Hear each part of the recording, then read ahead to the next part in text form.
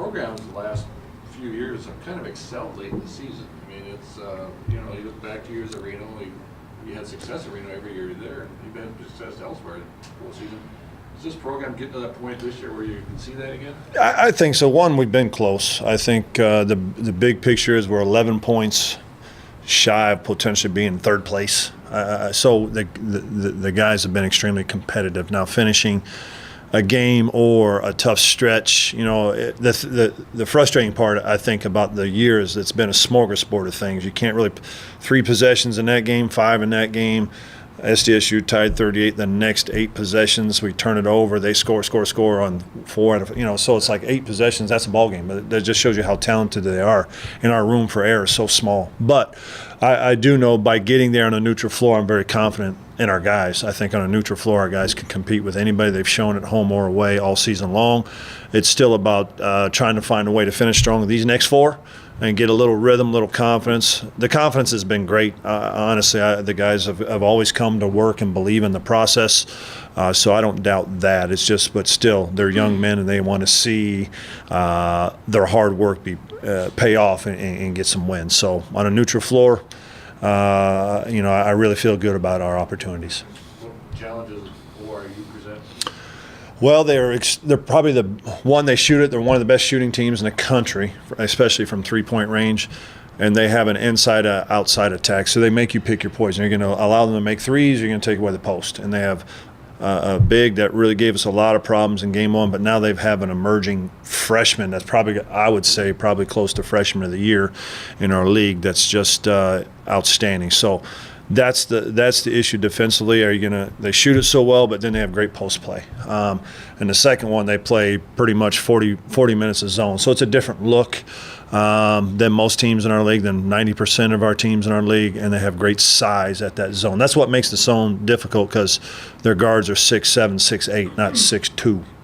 So they have great length across the floor. But still, like any zone, we just have to be confident and attack it where we need to attack it. And it's simple. You got to make open shots. I mean, the game of basketball at times is a little bit more simple than we give it credit for. You got the team that usually turns the ball over less and makes open shots and rebounds will give themselves a chance to win. Health-wise, how are you doing? Is Connor progressing? He's progressing. He's still day to day. He's getting better and better. But yeah, he's still very much in rehab with that. But you know, I think for the most part, our guys are outside of that.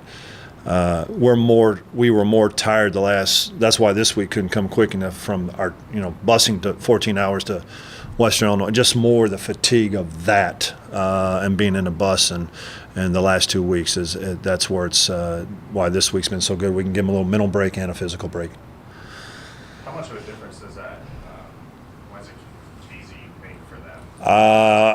I would say before he got hurt, I would say he was close to a first-team guy. I would say that. But now what with him being out, it's allowed the freshman to emerge, who's a younger version of him. Probably shoots it a little bit better, but you know, I think that's allowed them to establish him a little bit more and grow because his minutes were up and down. He played well against us in the first game. Obenar is his name. In game 1, they both did. So I think what you're seeing, though, when he was out, they were maybe second in the league. Then he goes down for multiple games and they lose. So it just shows you when it's all about being healthy with the right guys. You can't afford – I think every team in our league outside of South Dakota State has had guys out. I know NDSU had some key guys out for quite a while. We've had Denver's had them. Obviously, ORU's had them. So it just shows you got to be healthy. And if you're going to be banged up, hopefully it's the right guys that are a little nicked up, not the wrong ones. You look at the standings, you got 3 wins. It's kind of a logjam there at the bottom. What are you telling the guys in order to make sure that you're one of the top 8 to get in? Yeah, just the old coach speak. You can control your own destiny. I know it's as simple as that. We got 2 at home, 2 on the road, and all 4 of them we played well against at times, and we've shown we can compete with them. So it's still we can only control what we can control, and that's our urgency, our effort, our preparation, being dialed into that. And I think that's what we really focus on. That's like I mentioned, like our guys have come to work every day. Even after the tough day last week in NDSU, that could have been easy. 3 possessions cost us that game, but they were ready to go for South Dakota State.